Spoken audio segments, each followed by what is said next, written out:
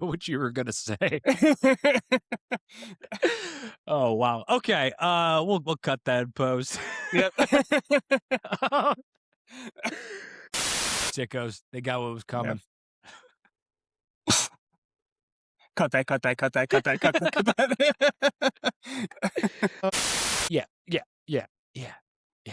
So I got it now. So Cut that.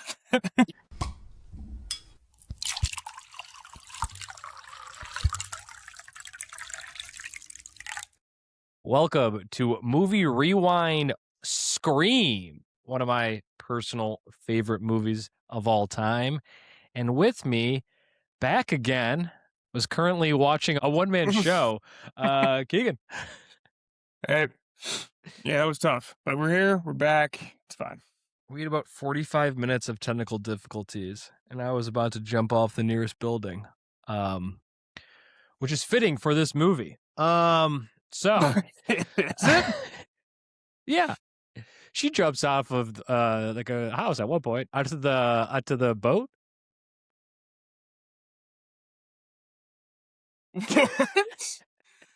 We'll get to it. To it. I'm drinking Chardonnay from Sonoma. It's so cursive I can't even begin to pronounce it. I think it's Rayburn. It'll be right in the caption. From Sonoma County, which this movie is actually filmed in, which I did not know until I don't know, a week ago. I get those vibes. Very. No, I only have water. I've sworn off the booze for a while. Oh, that's good. I was dry all January, and it was great. Yeah, except for a work trip. Work trip I drink heavily. Well, there you go. And then I was dry again, and then Fitz came into town, and all bets were off. Yeah, but I was dry last weekend. There you go. Yeah, I haven't been dry in a while, so I would like to try it for a change. Dude, I may never drink again as I'm drinking wine. But it kind of sucks. What really put me off it was getting food poisoning and drinking in one night. And just the vomiting. But we won't get into it. No, let's probe that. So Scream takes place in Sonoma, which I didn't know. I was in Napa for 3 months. I actually which is the valley over. And I drove through Sonoma one time. And if I knew, I would have 100% went to a couple of these sets. They're very much houses. At least when I drove by the school just to check it out, because I think that's sick. I always thought this was filmed in Wilmington, North Carolina. Wilmington. Why? Because Dawson's Creek's filmed there, and I feel like they don't say it up top where it is, right? I believe it's supposed. Where is Scream supposed to be at? Woodsboro, California. All right, yeah, and it's Wilmington, North Carolina. Yeah, I don't know why I thought Wilmington. I don't know, man. I always thought it was Wilmington because Wilmington also. What was the other teenage drama that took place? Chad Michael Murray. DOC. Oh, Chad Michael Murray. Freaky Friday. You wish I didn't bring up something in my whole entire life. This is so not. Dawson's Creek is also not Dawson's Creek. Holy hell! One Tree Hill. One Tree Hill. Yeah. Also takes place there. This is why I thought this. Okay, Kevin Williamson, who is the writer of this screenplay, is actually directing Scream VII, which, hence, if you couldn't figure out why we were doing this, Scream VII comes out on Friday. He was the creator also of Dawson's Creek. Oh. I knew there was a connection. I did not know that. And I thought this was just a Wes Craven baby. Yeah. So I kind of did too. And then I read somewhere like 6 months ago that people were really excited for Scream 7 because Kevin Williamson was coming back. And I was like, oh, who exactly is that? And I'm like, oh, it's a screenplay writer. And then I read his Wikipedia page, and it's pretty incredible. So Scream, 1996. I Know What You Did Last Summer, which is also huge slasher genre that kind of reintroduced slashers in the late 90s. The Faculty, which is a Rodriguez film. I actually had to see, Robert Rodriguez. I had to watch it in college. Robert Rodriguez, horror movie. And then he also was the creator of Dawson's Creek and The Vampire Diaries, Fox thriller series The Following. I'm not too familiar with The Following, but he also wrote Scream 2 and wrote Scream 4. Didn't do 3, which, in my opinion, is probably the worst Scream. And then he wasn't involved in 5 or 6, but he's back to direct and write 7.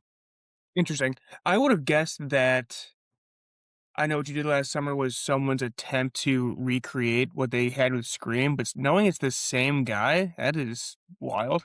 Have you ever seen I Know What You Did Last Summer? I have not, so it could be based on nothing. Like, they could be so dissimilar from one another, but I've always imagined them being essentially the same movie. Yeah, I agree. I also kind of consider them like, I agree with you. I thought it was like a ripoff, kind of a Me Too movie of better choice of words. Movie for Scream. But it's wild that in between Scream and Scream 2, he did I Know What You Did Last Summer. Which that also just had a not reboot, but a sequel, a legacy sequel. Was it Didn't legacy see it. sequel? I don't think it did. Yeah, because I think Jennifer Love Hewitt was back. She was back. Wow. Yeah, I just don't think it was very good. Yeah. I've never seen them. I imagine that I would actually, Jennifer Love Hewitt was back. I imagine, and Freddie Prinze Jr., who I think is in the OG one. And did they do the thing where they just called it the same? Yeah, Like, I is it believe. Just called I Know What You? Yeah. Yeah, it's like Halloween. And Scream.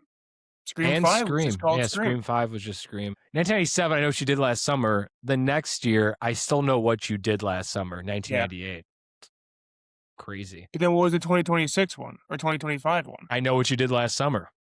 Yeah, that sucks. There was a direct-to video, which I'm sure is incredible. I'll Always Know What You Did Last Summer. Hell yeah. Just sequelize them. Just put numbers. Or be more clever. Anyways, Keegan, before we get into the movie, what are your thoughts on Scream? Do you remember the first time you watched Scream? What does Scream mean to you? I'm also wearing my Stab shirt. Oh, hell yeah. Scream means a lot. I think we may have even said this, like, previewed it when I was last on, of how, like, this is an annual movie for me. I don't have many, besides, like, Lord of the Rings, which, again, I talk about every time I'm on this podcast. You talk about this every time I see you, is Lord of the Rings.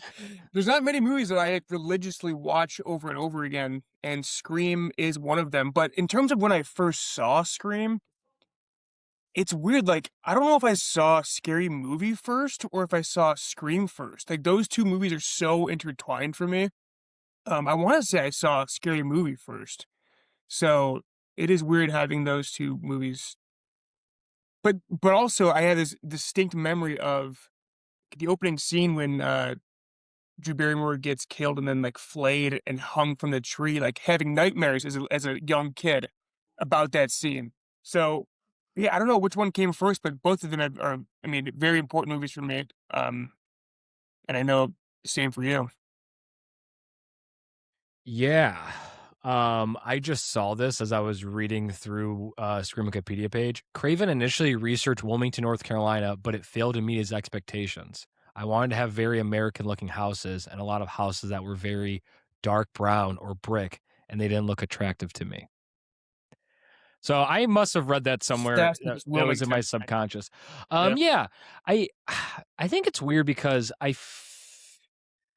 this was so much part of pop culture growing up that it's hard for me to pinpoint exactly if I saw this when I was really younger, if I watched Scream or Scary Movie, if I just watched the Boy Meets World spoof of this so many times. Yeah. Too, because I definitely saw that first. Yeah, same. Which I think is also part of the reason why I love Scream so much, is that was like my favorite movie, episode of Boy Meets World growing up, and I think that had a huge impact actually on it. I'm not positive. I know that the big one for me was freshman dorms. Um, we watched it together, like my dorm room and a couple people like down the hall. It was like 6 of us in a room. We watched Scream together. And we were all taking wagers on who was the killer. And in the back of my mind, I couldn't remember if I had like seen this when I was super younger or not, but I couldn't put my finger on who the actual killer was. And so that was the big one for me. And we had such a fun time doing that.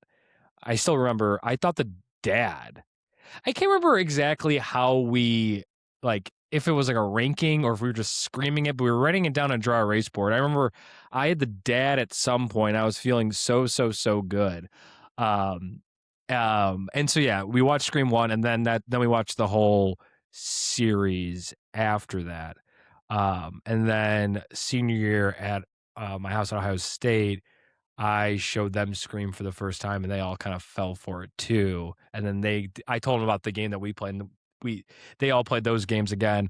But yeah, I agree. I've probably watched this movie every year since 2014. This is very much viewing. Every year I try to view this movie. I hadn't seen the sequels until this year. This was the first year that I actually sat down and watched 1 through 4. They were all on Peacock. And my rankings are. Have you seen them all? So I was just going to say, well, first off, the Boy Meets World thing, Yeah. I do want to touch on that for a second. I remember that being so scary. Again, Yeah. saw it so young. But that also caused nightmares. A lot of stuff like Twisted Metal, the PS2 game card, the clown from that gave me nightmares. I was scared of everything back then. But yeah, I remember that show gave me nightmares. Isn't even remotely scary watching it as an adult. Yeah, it had been like 4 or 5 years since I'd seen it when I rewatched it, and it's not. If you watch it for the first time as a 30-year-old, I don't think you would necessarily be scared, but I think you'd be like, oh, wow. Like, there's jump scares, there's writing with blood and stuff. They actually kill characters. And so, like, watching it now, I was like, I mean, I was the same way. Like, I cannot believe that they did this to a show that was geared towards, I don't know, 16 to 10-year-olds to 16-year-olds. Because I know I was terrified, and I'm sure a lot of people were terrified of that. It holds up as a really good piece of television. It doesn't necessarily hold up that it's like a terrifying thing. It's just like really clever done and pays homage to Scream really well. Yeah, it is weird they did that. But I've seen the original Scream and I've seen the reboot. So I've only seen movies called Scream. I've never seen any of these movies with a number. Oh, 2's really, really, really good. Yes, I heard 4 is really good too. He comes back. Wes Craven comes back, I mean? Yes. I think it was right before he passed. Rip. Yeah. The opening of 4 is probably okay. The opening of the original Scream is by far the best because it's one of the most iconic scenes, and especially in 90s cinema. However, I think the opening in 4 is the scariest. 2 and 3 openings. I know 2's openings. I watched 3 like 3 months ago, and I can't remember the opening. So that goes. Oh, I remember the opening of 3. Opening of 3 is by far. Okay, off topic here. 4 is a really good opening, and 4 is solid, but it kind of falls off a little bit. 2 is honestly super good. It's one of those things where it's essentially the same movie over again, but it takes place in college, and they really retch up the horror aspect. I think it's scarier. There's better kills. They really lean into that. Because the Scream is like, it kind of lacks action for a lot of the movie if you think about it. Scream 2 is, I think, a little bit more consistent in that. Scream 3 is honestly quite bad. It's very convoluted. It's really not that scary. It's like super convoluted. And Scream 5, I think, is okay. I think it was just so many years went by that it's just kind of weird, but it was nice seeing the characters again. And I never saw Scream 6. I plan to see it before I see Scream 7, which I may go opening night. But Neve Campbell wasn't back for me, and so that kind of, I know that there was contract disputes, and she kind of got upset. And so I stick with my girl Nev, and I can't Yeah. imagine a Scream movie without her. So I was kind of put off by the whole thing. Yeah, and then the other, like, they had 2 co-leads, Jen Ortega and then the other woman from In the Heights. She was not back for 6 because she was kinda blacklisted for her Gaza takes or something like that. Oh, But yeah, I have not seen any of them besides the original 2, and another thing that's interesting about Scream and Scary Movie is that Scream is very much a commentary on the slasher genre, yeah. and then you have Scary Movie spoofing almost a spoof. It gets kind of spoofish, like, in terms of scares, I don't think Scream is very scary at all. I just think it's a super entertaining movie. Um, so it is, yeah, you kind of have a spoof of a spoof because Wes Craven was very interested in what slashers were at that time because they had been done to death. So you have like Jamie Kennedy's character calling out stuff that's supposed to be happening in like the tropes and all that stuff. So yeah, that is also a weird relationship between those two. Is that Yeah, it you chose a spoofy movie already to then spoof again. Um, yeah. Yeah, But yeah, in I terms of, like, kills, it's I mean, it's goofy too, like, it's like, Scary Movie ramps it up another notch, but, like, um, Scarface not Scarface, jeez, Ghostface is a yeah. very clumsy killer. Yeah. Like, he's not good at it, he's missing left and right, like, that scene in the garage is pretty funny on its own, so, in terms of straight up horror, it's not really there at all. When a door opens into him, he just like flails the Yeah, yeah, yeah, yeah. No, I agree. You bring up a good point. And I wrote this down. The scene where they are going up the the second scene where Billy is climbing up the window. And we see Nev Campbell, Cindy Prescott for the first time, and they have an interaction. And the dialogue is, I think, intentionally just like bad. Like yeah, it's meant to be like a riff on the whole like virgins live in horror yeah, movie. And yeah, for like Scary Movie, which Scary Movie is hilarious, but like for their original spoof to be Scream, it's kind of like low hanging fruit and also kind of just like Scream's in on the joke. It's weird. It's weird that I guess it's just so funny, but it's really like as a piece of like cinema, it's not really very clever. You're like pointing out the tropes that Scream pointed out, but you're just doing them yeah, more obviously. yeah. Do you think it do you like all the self-commentary, or is it something that you think is too much? Um, well, do you want to just get into the movie and then we can Sure, yeah, just yeah, yeah. when it comes up? All right. So, opening scene of Scream. There's very much vineyards in it that I saw this time, which is very obvious that it's in Sonoma. Now knowing about it, but yeah, opening scene calls extremely scary. I guess knowing what you know now, are both of the killers there? You think, or is it just one ghost face? That was what was going Oh, through my head this time. I had never thought about that. I assume both of them are always there. There's probably some sort of insurance policy Yeah, for that. yeah, I think so because she like kind of knocks out one of them, and there's also another point where like the one of them like runs across the house, and either they're doing that just to like scare her, which they might be, or they're like in cahoots together. So Mhm. I'm not sure. I kind of do think that it's both of them. But that thought process really never crossed my mind. Um, but anyways, um, not really a whole lot to add here that hasn't been said before, but man, is it graphic. I always kind of forget how graphic both kills are. I mean, they totally gut both the boyfriend and Drew Barrymore. Just completely. Yeah. I mean, this scene messed me up as a kid, 'cause it's by far the scariest moment of the movie. You feel for so much. Any scene where, someone's just alone and just feels like they're so powerless against the force that's trying to get them. I mean, I've been home alone in that same scenario. Oh Like, god. you have all the lights on, you're making popcorn, you think you're safe, and then yeah, the door, she trying to keep the door locked, like, all that stuff is just so it hits so close to home, living out in the suburbs when it's crazy dark, being so close to, like, when the parents come home, like, one more minute, she's probably okay, like, yeah, that opening scene is so good. Yeah, I mean, this boot honestly, like, anytime I'm alone in a dark house and you look out and you just see darkness, I do get scared, and it probably is relation to this opening scene. 100%. Yeah, my brother lives out in, like, sort of the middle of nowhere, and I had to watch his house for a week, and no streetlights, no pitch black always, just yeah, this scene was playing in my head over and over again. And it's the vocal cords when they slice her vocal cords and she sees her parents and can't speak. Yeah. For me, that's the I mean, most brutal.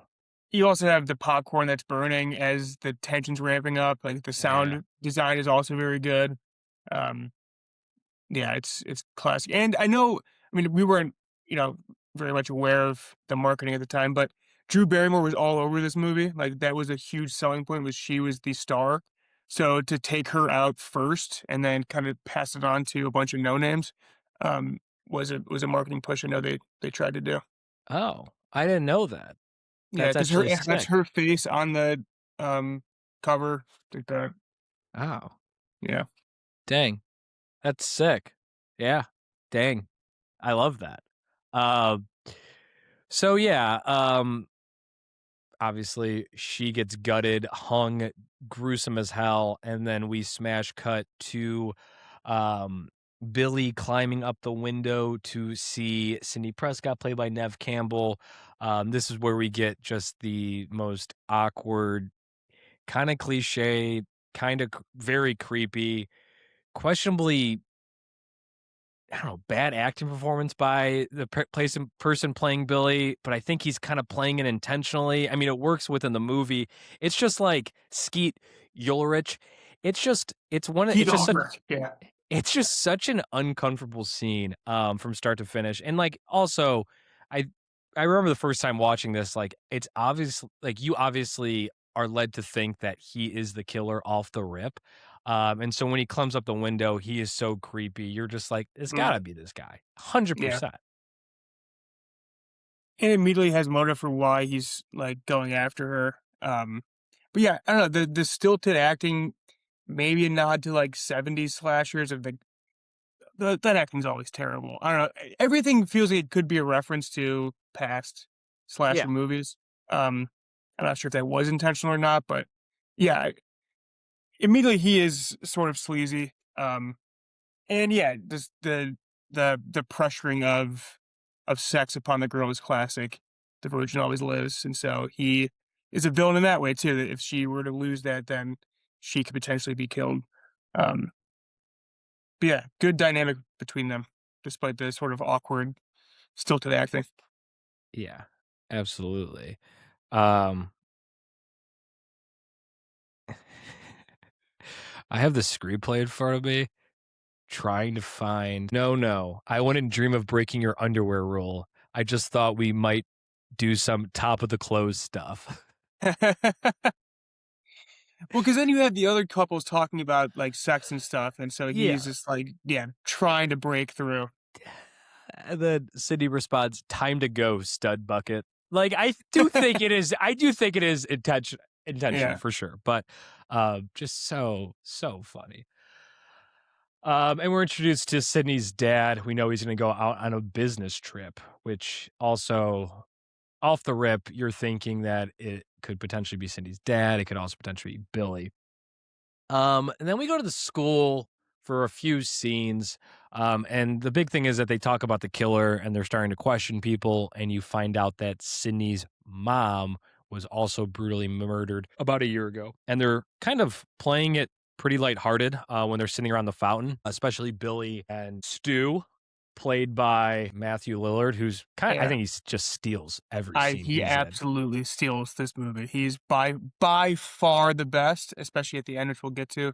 Um, but yeah, I mean, with this and Scooby-Doo as a young kid, I absolutely fell in love with Matthew Lillard. Have not seen him in anything since. I think he's working, but um, yeah, I love Matthew Lillard.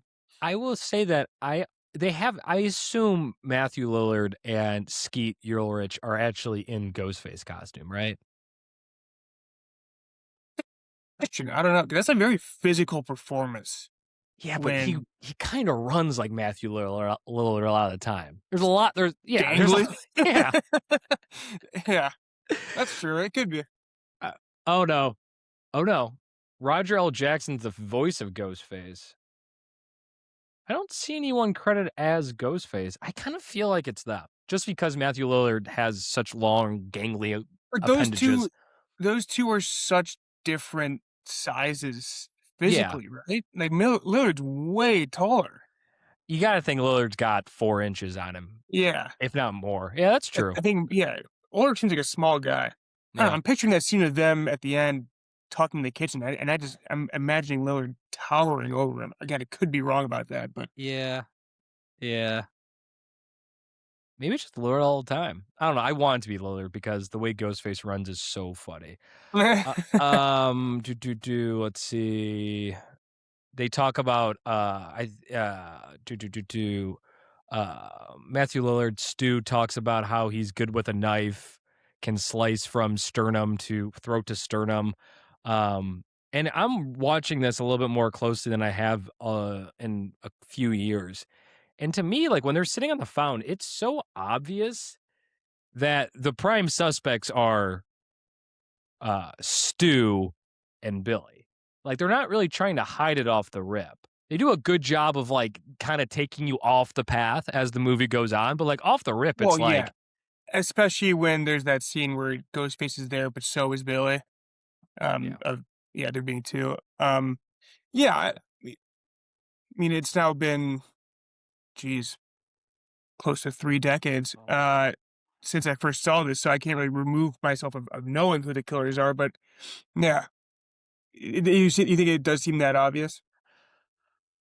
At one point, Billy even says something along the lines of like, Stu, no one wants to hear that, which like, it's hard. Like, it's impossible to remove yourself from knowing who the Yeah, killers are.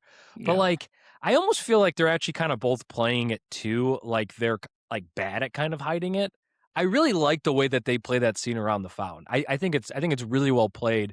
Um, and I also think that Wes Craven's totally fine with you, like at that point being like, oh, it's Billy or Stu. Also, Stu, I couldn't remember why the opening scene she dies, Drew Barrymore's character. She dated Stu in the past, and we're led to think that she may have left Stu for the jock in the Letterman's jacket.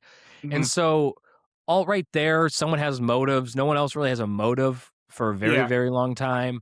So I think it's intentional that you feel like it's one of these two slime balls. And I think they play really well, and I think it makes the movie. But yeah, looking back, it's really interesting that they're not really trying to hide it. yeah. I mean, really, the dad becomes a suspect, but it never really leaves those three, does it? I think Dewey. I mean, maybe. I guess Maybe Randy. There's the scene in the blockbuster where Randy's like, "You would be the prime. I would be a prime suspect if this was." he seems too innocent, though. He does. I mean, we're also trying to think about a movie that we have seen so many times where we know who Yeah, kills it. So it's yeah, hard. yeah, yeah. It's very, very, very hard. I don't know. And then they leave the house. Curfew's forced. She takes a nap, but her Yeah. dad's out of town. She's home alone. And she's waiting for Tatum to pick her up. And she gets a phone call from Ghostface. She assumes it's someone just kind of fucking with her. I think she believes that it's Randy at the store fucking with her, at his Blockbuster fucking with her, rental store fucking with her. And You just said fucking with her 6 times. yeah, 100%. This Well, as I was trying to find the name, I had to fill the time. So I just instead of saying I just said fucking with her. This is why it's I mean, explicit, this podcast. yeah, that's also iconic is just the voice over the phone. Oh yeah. Like the the filter they're using, "What's your favorite scary movie?" Yeah, that's also so great. I think what's crazy is how quickly popular this became because Boy Meets World came out a year after They steal do you like scary movies? Scary Yeah. Movie came out in 1999. They do the Wazop and all of Yeah, yeah. that. Mhm. It's crazy how I remember growing up, I never wore ghost face, but like when you're trick or treating, you saw so many ghost faces. Yeah, we had one Oh yeah? with the mask, yeah. Yeah, Who yeah. dressed up? Who went? Probably Steven, I don't know. I mean, I may have worn it for stuff, but I don't think I ever went as him. Yeah. Might go as him next year. Such a Mhm. dated costume. You know what else is funny about Ghostface is the robe is sparkly. Yeah.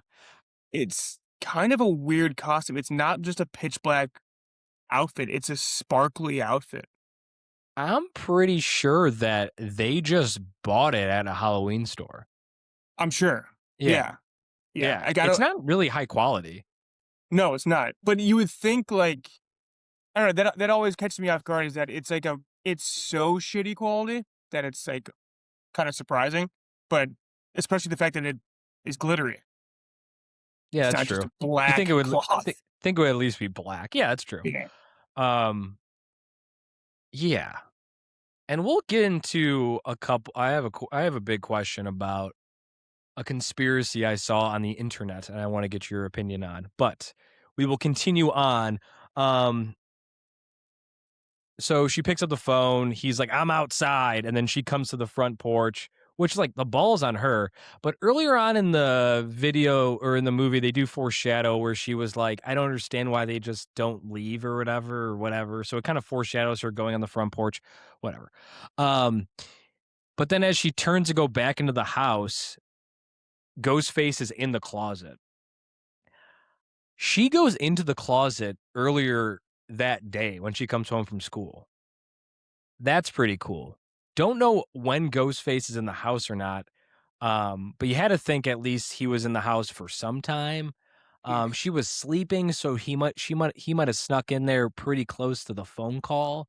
But it's very interesting, almost like an Easter egg when you go back and watch it because it seems very unassuming. She just opens that closet, but Yeah. then you find out, 10 minutes later that Ghostface was hiding in there. And then this is my favorite Ghostface just being completely uncoordinated, basically running like this up the stairs. Um, and then gets trapped by a door and then just vanishes. And then Billy pops up through the window almost instantly, which Yeah. leads you to think that both of them had to be in cahoots here because there's no Yeah. way Matthew Lillard could be in the window. Oh, sorry. There's no way Billy could get into the window that quickly. Do you think that they wanted to kill Cindy this time, or do you think they were just trying to scare her?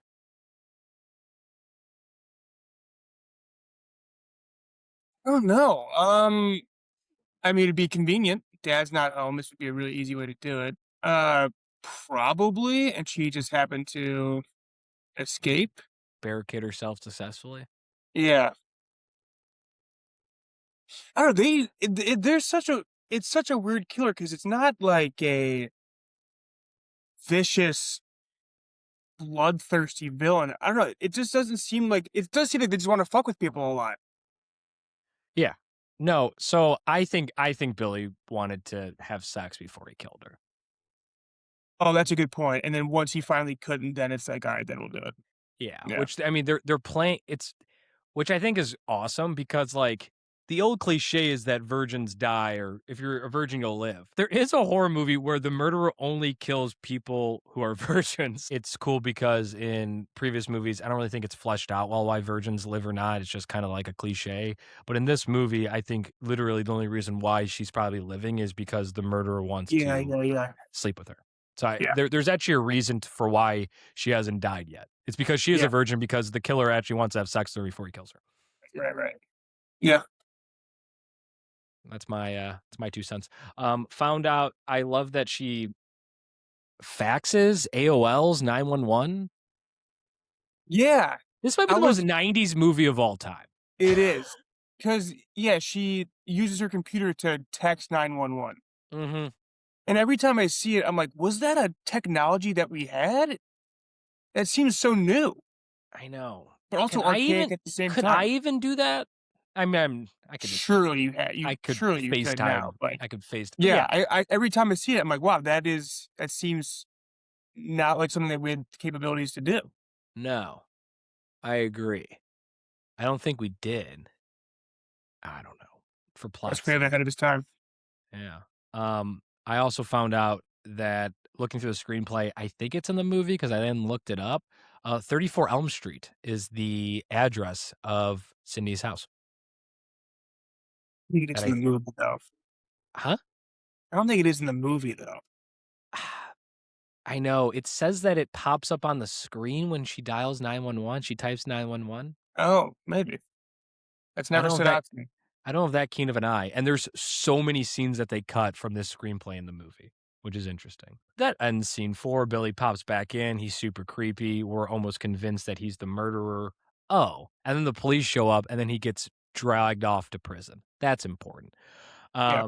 And then we go to the police station. I don't know. Not a whole lot to say here. We see Dewey Are we not again. introduced to Dewey? We're not introduced to Dewey here? You're right. I think this is the first time we really see Dewey. This is when we find that Dewey's brothers with Tatum. This is where we find that Dewey is like a very kind guy. He's looking after Sydney. Courtney Cox also pops in. She confronts Courtney Cox about writing the book about Cotton Weary.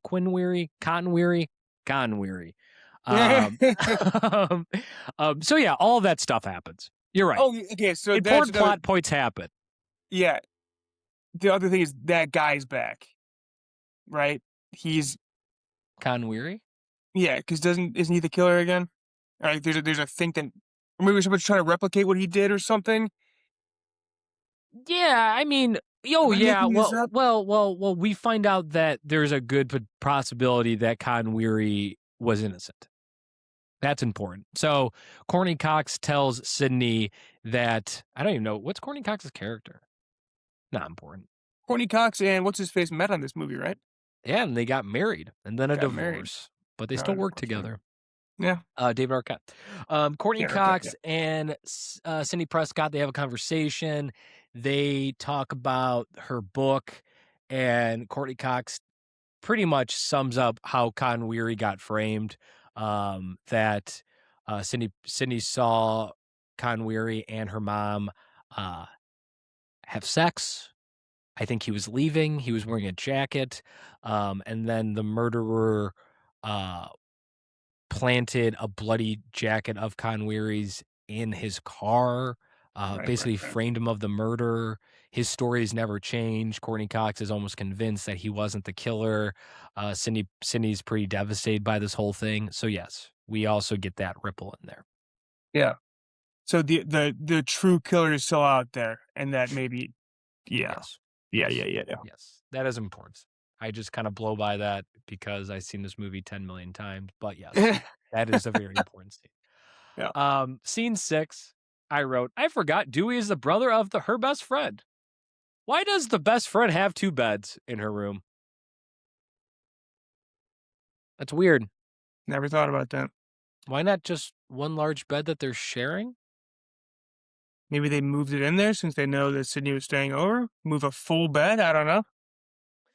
Well, it's like I had 2 beds growing up, but I also had multiple siblings, you know? Yeah. Like, it's not crazy to have 2 beds in a bedroom, but for all we know, I guess we don't know that she might have more siblings. Whatever. Just threw me off. Then Ghostface calls and Sydney, then Ghostface calls. And so we know Billy is allegedly locked up. And so how could Billy call as Ghostface if his only call, he's clearly in prison? So and I remember the first time watching this, silly, stupid me, I was like, damn, he's not the killer. That dude was so creepy. Yeah. But we're led to think that Billy is no longer the killer. And also Dewey mentions the next morning that they ran all of Billy's cell phone calls, and none of them match up with none of the calls match up with when Cindy was being called. Obviously, knowing what we know now, it's clearly Stu who was calling it. But 2 killers, not necessarily on everyone's radar. A really good job by them to kind of throw us off the scent. That's never even proposed, right? That's never by the police or anything. Yeah, so completely ignorant of what is happening. Yeah. Yeah, not even brought up by Randy, who's the horror movie expert. I am no horror movie expert, especially when it gets to like old school slasher films. We watched the first Halloween, but I don't really know if there's a multiple killer thing. So maybe Randy wouldn't know that. Yeah. It wasn't in No. the lexicon at the time. The lexicon. Lexicon? Lexicon. Lexicon's a database, a play on lexicon Oh, for nice. pharmaceuticals. Okay. Here's my question. What did lexicon become part of the lexicon? I feel like I never heard that word until 5 years ago. There was a game on my grandma's computer called Lexicon, so I think then that's when it joined the lexicon. 1972. Yeah. All right. So then they go back to school. Oh, this is where Sydney and Courtney Cox actually had the convo about Khan's murder. So we're introduced to Courtney Cox's character and doing it at the police station, but this is where Sydney and Courtney actually have the big blow up. Yeah, I'm confused why they go back to school after like they were told to leave the day before, but whatever. Billy's back in school. That was quick. Still has his That's prison. that's public school for you. That's true. He has his fingerprints still on his finger, like his Oh, ink. yeah? That's Yeah. funny. I had a student once, steal a car on Friday and was in school on Monday. I mean, where they gotta go, I guess, right? Yeah. Um, there's so many this I mean, I know they're doing it on purpose. I'm in the bathroom scene now. Anything you want to say? Ghostface runs down the hallway, that happens, but now we're in the bathroom scene. Yeah. The cheerleader wearing the most stereotypical cheerleading outfit and then sucking her finger in the bathroom is just It is funny that the community is, like, joking about this. Like, you have the yeah. kid playing pranks, like, I cannot imagine a world where that would fly or anyone would want to joke about this. It's Yeah. so cruel. Yeah. 90s, man. 90s public school? I guess they probably might. So, anyways, those two girls walk out. They talk shit about Sydney. Sydney walks out. She's all like angsty, looking in the mirror, sad as shit. And then we see Ghostface step down from the bathroom. Just his shoes at first, then the black sparkly cloth drops down. I kind of dislike this scene in a way because it just kind of seems ridiculous. I looked up online, and this actually makes a really good point here, is that they don't think that this is actually Billy or Stu. They never wore those kind of pants. They weren't wearing those pants earlier in the Mm, scene. Also, Ghostface is the only time Ghostface is seen without a weapon.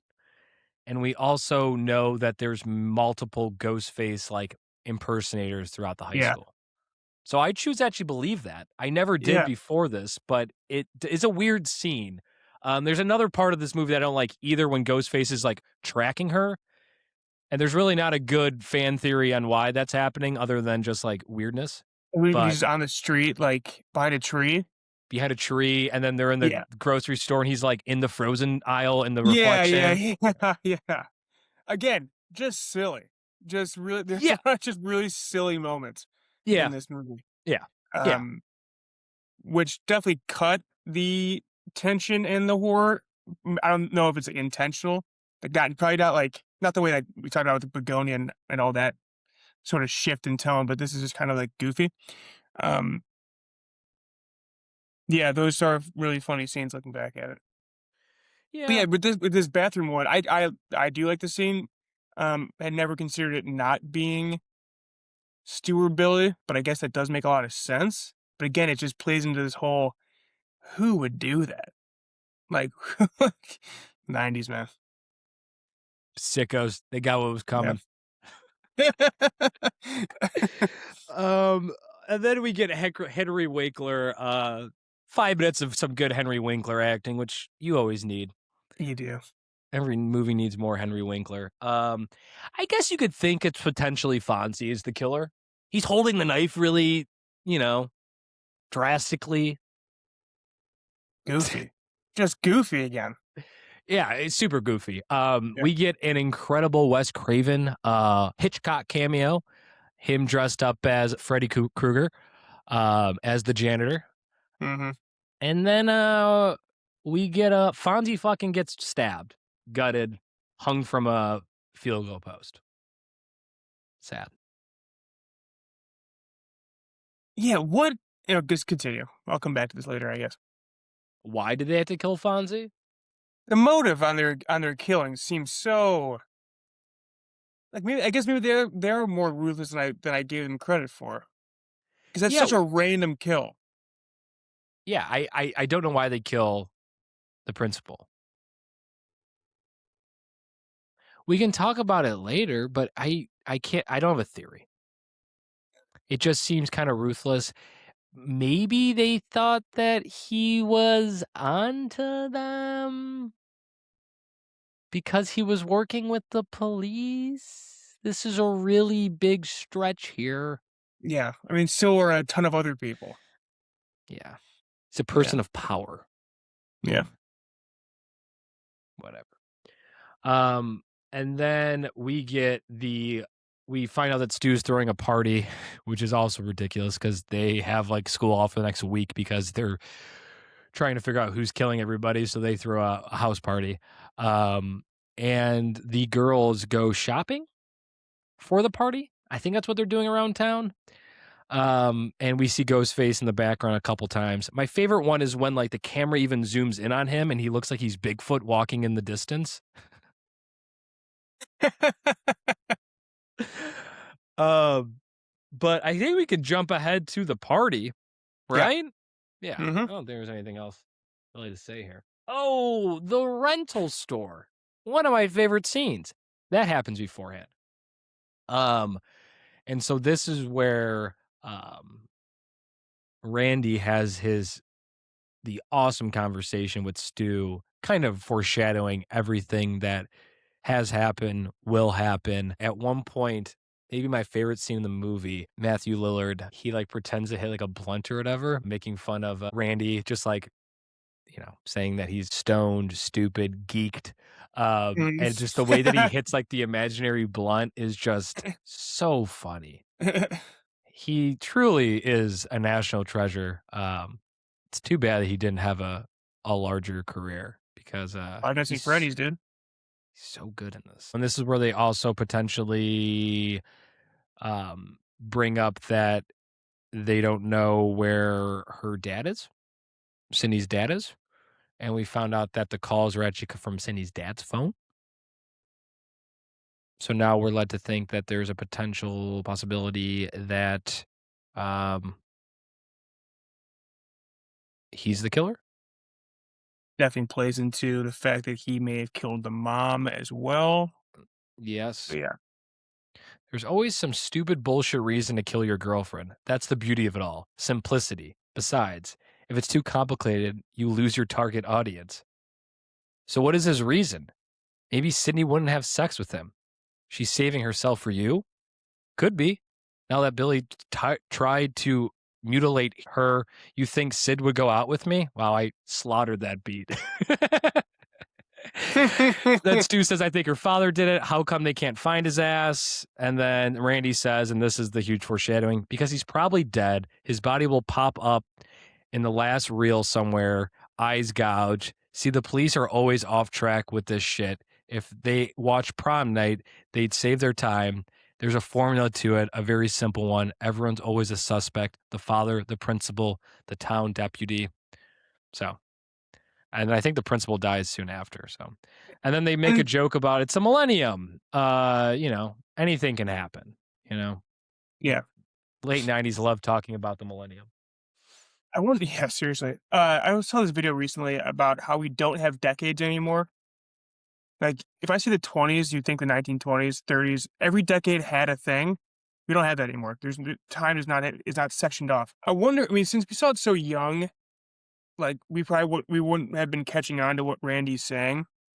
But I wonder if watching it now, if you somehow, some way go into this movie completely blind, if you pick up on this as an annoying him foreshadowing everything, or if you just think like, oh, cute, obviously they won't do what he's saying kind of thing. I wonder. I think at the time I thought he was foreshadowing things. I don't know though. Yeah, I agree. It's impossible to put yourself in that thing. I think it's cute. I think it's cute. I love I it. I love it. mean, yeah, repeat viewings, it's great. Yeah. Yeah, I wrote Shaggy was made for this. The hitting the joint thing was nice. Good job, Mike. Girls love sucking fingers. They must have sucked another finger at some point in the next scene. As they walk into the party, we're at the party scene. There's a song playing in the background that's literally the words are you're all dead.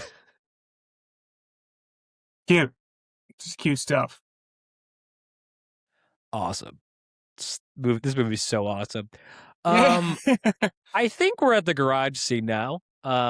We can jump to the garage scene. So there's about, I don't know, 15 kids, 16 kids at Stu's house. His parents are at home very conveniently, and Tatum goes get a drink in the garage. Ghostface pops out, and she says one of the most famous lines from the movie, "Oh, Ghostface, don't kill me. I want to be in the sequel." Something along those lines. Yeah. Famous, I don't know it.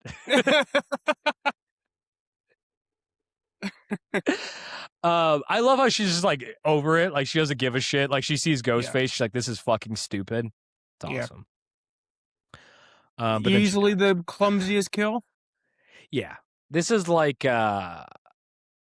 Like this is to the point where the scary movie scene might be just shot for shot this. Like I don't think they changed like much of anything. Yeah. She dies through a doggy door that's for some reason in a garage. Yeah. Yeah.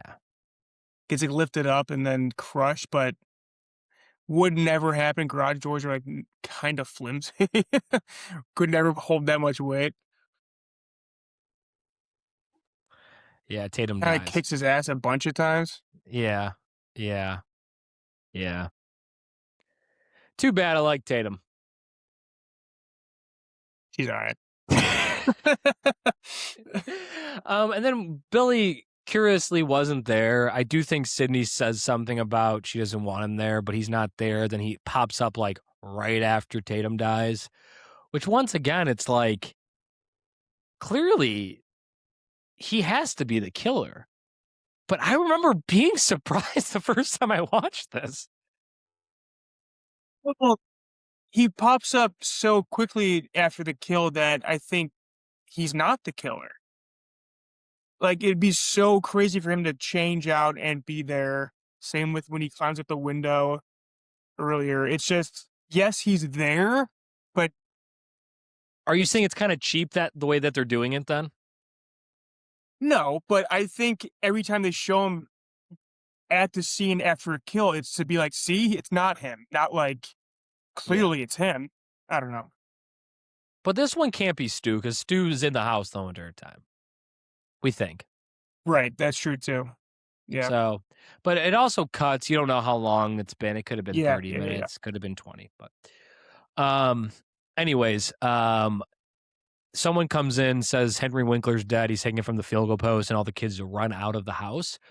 So in theory, this could have been why they killed Henry Winkler. However, the fact that they knew all the kids would like want to run and see seems kind of far-fetched.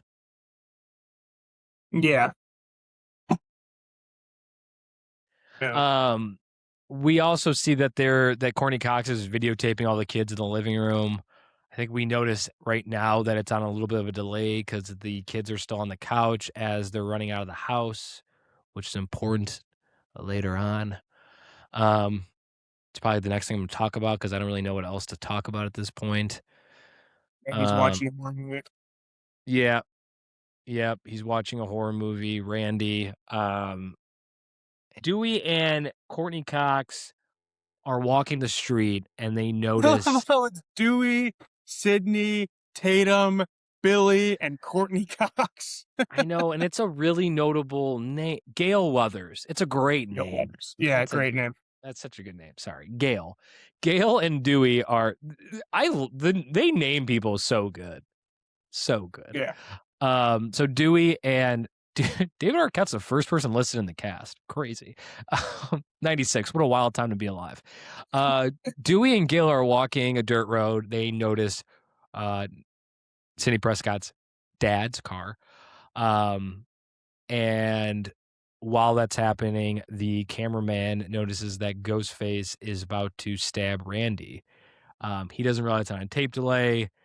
As he goes to get out of the van, Ghostface is right there, slashes him. They fight a little bit. He ends up dying. Slashes him. We think Randy could be dead. Anything else I need to say at this point? Oh, Sidney has sex. Because for some reason, Billy comes back and they're like, oh, now's the time when I'll lose my virginity to you. Yeah. So there's a hot and sweaty sex scene. No, there's not.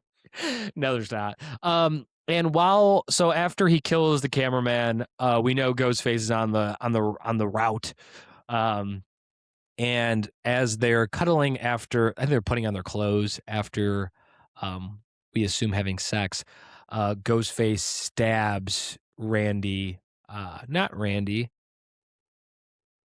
Billy, in the chest a few times, bleeding quite a bit. And Sidney is on the run, and she's running away from Ghostface. Eventually, she jumps out of the house onto the boat. I said it was coming back, Keegan. Okay. Jump off a building into a boat. I'm like, did I sign up for the wrong? Okay, no. Yes, jumps off the garage. I think she's literally on the garage roof, and then she jumps onto a boat like 10 feet down. Yeah. While that's happening, Gail Withers trying to drive off. She ends up driving a car into a ditch. While all that's happening, Sidney kind of sees it all goes down, and then we see Randy and Stu both running towards Sidney as she's backpedaling into the house. She sees both of them, and at this point in time, you as viewers are having the same debate as she is, which one's them the killer, right? Because it's narrowed down to them. Courtney Cox, she drives a car into the ditch. Cameraman's dead. Dewey's been stabbed in the back already by Ghostface in the house. Sidney's outside the house. She sees both Stu and Randy coming up the sidewalk into the house. And so she's left wondering which one's a killer, which one's not. She ends up closing the door on both of them. While that's happening, Randy comes down the stairs. He's alive somehow. And it's crazy. Then this is the point where she has the gun and she gives it to him, right? Yes. And then they open the door, they let both of them in, and they shoot. And I say they shoot young Randy in like the shoulder blade. And then he falls to the ground. They close the door, and we think everyone's dead. Though you kind of think Gail Weathers is still alive, to be honest. But they close the door. It's the three of them in the kitchen. And this is when she realizes, oh shit, these are the two killers. And then, honestly, probably one of my favorite scenes in movie history takes place. Yeah, he's begging him to, not begging him, he's telling him to stab him.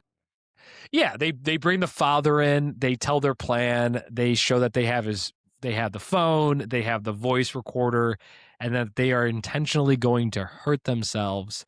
And so obviously when the police show up, they're both in critical condition, that clearly they aren't the killers, and that it was the father all along because his phone's there, the recording's there, all of this stuff. It's honestly a pretty sick plan. Besides the fact that you have to stab each other. Yeah. And my favorite line, I know Keegan's favorite line is, you cut me too deep.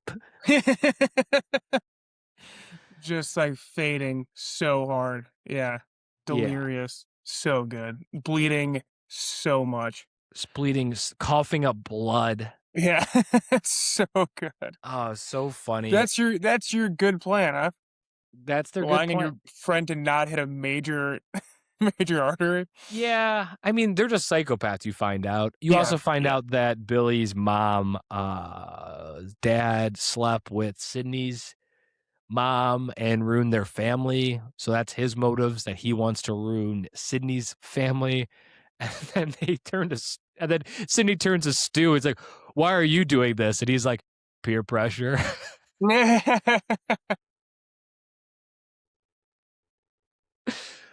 God. But then Gail Withers is actually still alive.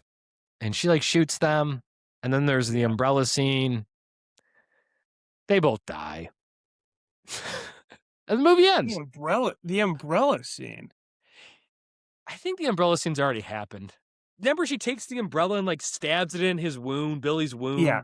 And then there's a comment like, "Oh, they always have one more gasp in them," and then Billy pops up, and then Gail Withers shoots Billy in the face, and he dies. Yeah. What a flick! So good. I mean, is it 90 minutes? Man, it feels like 60. 111 minutes. 11 minutes. It's my feel-good movie, man. I know. Seriously, I mean, despite being a Halloween horror movie, I could watch it anytime. Yeah, because there's really no, I don't know. My dad is funny enough. He was like cleaning the kitchen. I watched the opening scene. He saw the opening scene and was like totally disturbed. He was like, "What are you watching?" I was like, "It's Scream." Calm down.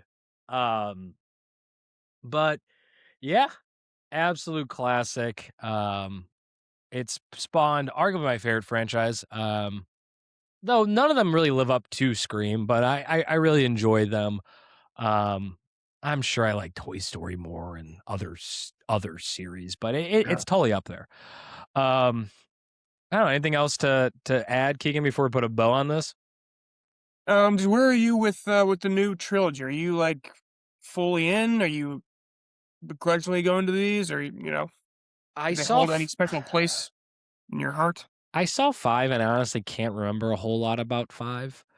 5 is very similar to 1. Yeah, and they make jokes about it being similar, and when you're rebooting it's a reboot. Yeah. And it's Jack Quaid doing that stuff, which I really like Jack Quaid. Yeah, and I remember sitting in the theater, because I never saw a Scream movie in a theater, right? This was my first time, and I saw it in the most ideal situation possible. It was like noon on a Wednesday, and I was by myself in the theater. Exactly the way you want to watch a horror movie. Yeah. I remember that I just had like a smile on my face, and I was just like, "Oh, it's nice seeing these characters again." I didn't like the aesthetic of it all. It was really, really like just dark. Like, and by dark, I mean like it was just visually like dark. There was a hospital scene that was like super, super dark, and I couldn't really see what was happening. But to be honest, I don't really remember what happens. It does not really stick in my brain really well, but I remember like being entertained, but not enough that I ran to the theater to see 6. But I'm excited for 7 because of all the things I said earlier. The original writer's back writing it and directing it. We got my girl Nev Campbell back. I saw that Stu's back. I don't know in what capacity, but he was part of the cast. And you and I were saying how much we love Matthew Lillard. Is it Matthew Lillard? Yeah. Yeah. And is he Damian Lillard? I know. I want to say his wrong name. Yeah. I'm so used to saying the wrong name that it's shocking that I'm actually saying the right name. Yeah. Gail Weathers. I remember there being a scene in 5 that's very similar to the opening scene of 6, or of 1, with Jenna Ortega as the Drew Barrymore, like in a home, like being stalked. Does she just get picked off? I think she just survives. Okay. Again, that one did not stick with me at all. Remember loving it? Loving it might be too strong. Remember liking it a lot, being satisfied, but zero memory. It's on Pluto, so that's good. I'll probably watch that. Oh, and Scream 6 is on Pluto too. And Scream 4's on Pluto. Scream 1's on Pluto. Scream 2's on Pluto. Pluto is the place for Scream. Just watch it with some ads. The ads are always just like randomly in there, like in the middle of scenes. Pluto do a better job. Come on, Dude, I man. watched a movie on Netflix for the first time in a long time. There's ads on Netflix. Yeah. You gotta I pay like That's $7.99 for my Netflix. The next one up is like $17.99 with no ads. wow. It's like I'm never getting up there. Yeah, Someone's I sitting at watched home the listening to this saying Mike's just making up numbers. And I am.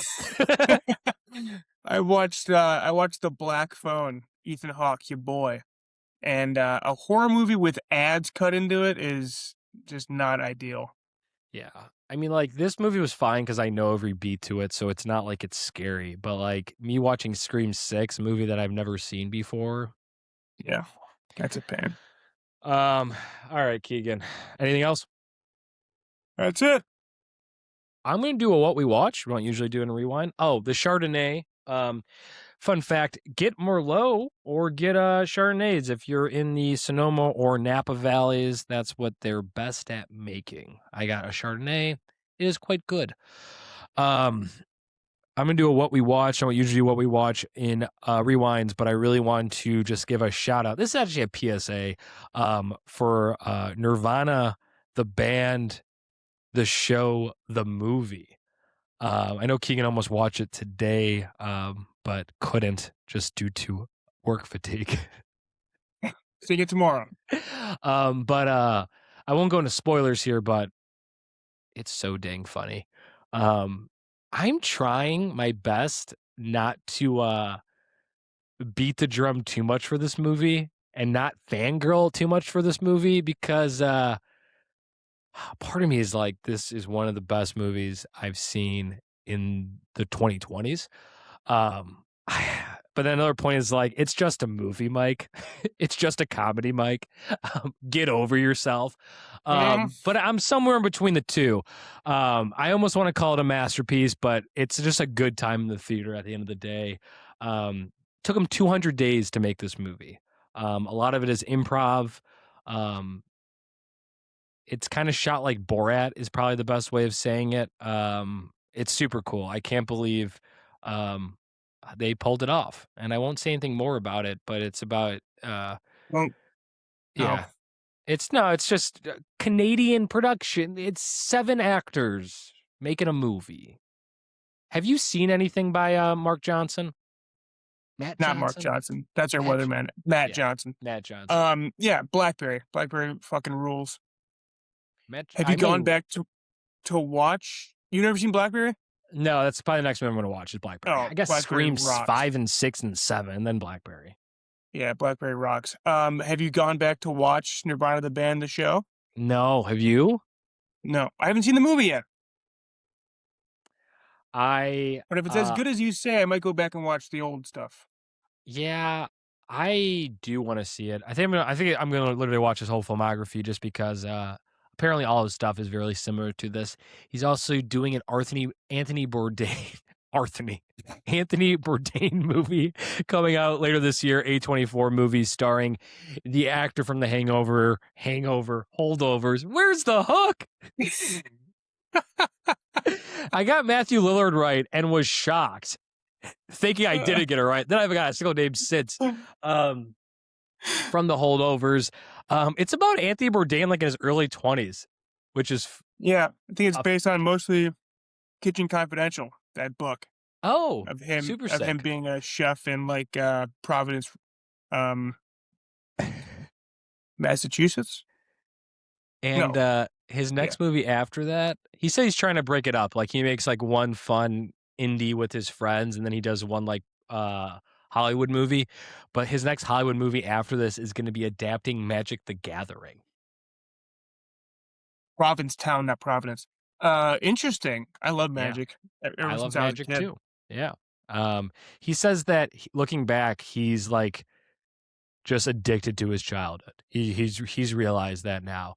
He heard in whispers that they were going to make a Magic the Gathering movie, and he's like, literally told my agent that I'm making this movie. You better get me to be the director of this movie because I will know how to make it good. He's obviously a huge Magic fan. I really enjoy Magic too. Keegan got me into Magic at a young age. Yeah, so there's a lot you can do with it. You said that his character in Blackberry is very much Arrested Development and very, very childish. So that's fitting. Yeah. Yeah. He says he likes to play like the big kid. Yeah. Yeah. But that's my PSA. It's good. Only I'll score issue it. about you're gonna score it? Yeah, I've been going back and forth all day, but I'll just. I hope this isn't like a mid-90s thing, but I don't think it's going to be. I gave mid-90s Jonah Hill's directorial debut a 9.0, and to this day, it still sits on my brain. Keen gave Incredibles a 9. Incredibles 2 a 9.5. Did you know that? That movie rocks. I know, but I had to go back and listen to our old top 10 to figure out what the 2018, 2019 rankings were or whatever. And I was making fun of you for giving Incredibles 2 a 9.5. And you were like, shut up. I mean, maybe that's too high. The movie's fucking great, though. Yeah, it is. It is. No doubt it is. Losing my train of thought. Oh, I'm going to give this a 9.0. It's fucking sick. Go see it. Go support your neighbors up north. We won gold from them in the hockey. It's the least you could do. That was the best. That was cinema. I give that a 10.0.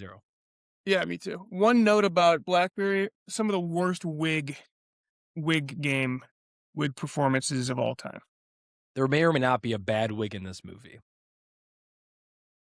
Maybe that's his calling card. Or Matt Johnson just has weird hair. I could see him also just having weird hair. He probably gave himself a goofy haircut for this movie, actually. Yeah. Seems something he would do. Yeah. All right, anything else? That's it. All right. Next podcast will be the Academy Award predictions in about 2 weeks. And that is all. Cool or sweet? You cut me too deep. As I'm giving the Richard Nixon. God, end this thing. Bye.